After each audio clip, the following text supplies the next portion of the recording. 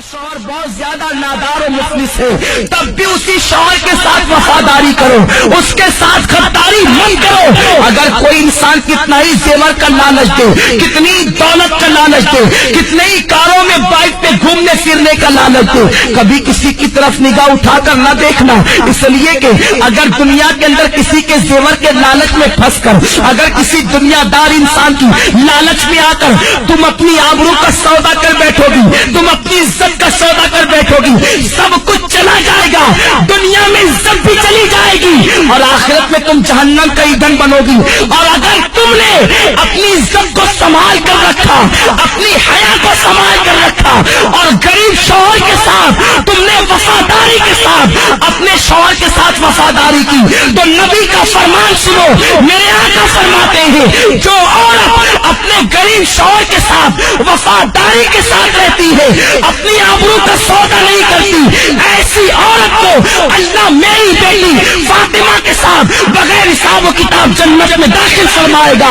اب اگر تم بغیر حساب و کتاب جنت میں داخل ہونا چاہتی ہو سیدہ فاطمہ کے ساتھ، تو اپنی آبرو کا سودا نہ کرنا، کسی کے لالچ دینے میں نہ آنا۔ یہ زیور کیا حیثیت رکھتے ہیں، زیوروں کی کیا حیثیت ہے، سونے چاندی کی کیا حیثیت ہے، اچھے لباس کی کیا حیثیت ہے، کاروں کی کیا حیثیت ہے، دنیاوی سواریوں کی کیا حیثیت ہے۔ جب تمہاری موت آئے گی تو سن لو، بڑھاپے میں مرنا ضروری نہیں ہے، جوانی میں بھی تمہیں موت آ سکتی ہے۔ اللہ اکبر، جب تمہیں موت آئے گی، اگر تم نے اپنی حیا کو بیچ کر زیورات حاصل کیے ہوں گے، یہی زیورات تمہارے بدن سے نکال لیے جائیں گے۔ اچھے اچھے لباس تم نے جو جمع کیے ہوں گے، وہ لباس بھی تم سے چھین لیا جائے گا اور تمہیں کیا پہنایا جائے گا، سادہ سا سمپل سا 2 گز سفید کپڑا جسے دنیا کفن کہتی ہے، وہ کفن تمہارے بدن سے لپیٹا جائے گا،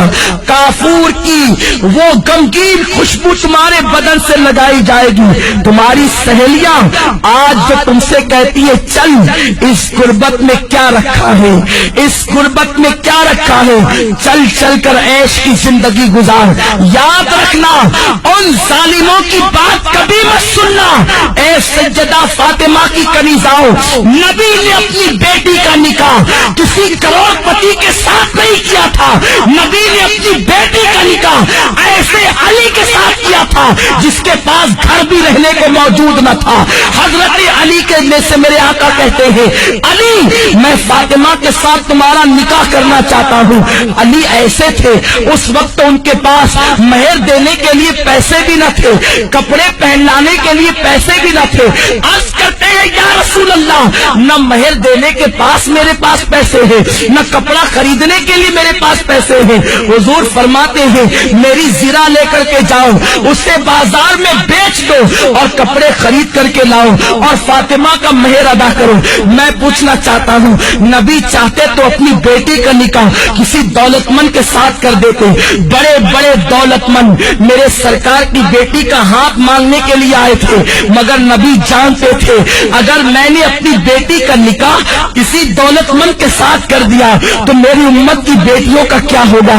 میری امت کی بیٹیاں زندگی کیسے گزارے گی۔ نبی نے اپنی بیٹی کا نکاح ایک غریب علی کے ساتھ کر کے دنیا کو بتا دیا کہ غریب شوہر کے ساتھ ایمانداری اور وفاداری کے ساتھ اپنی زندگی کو گزار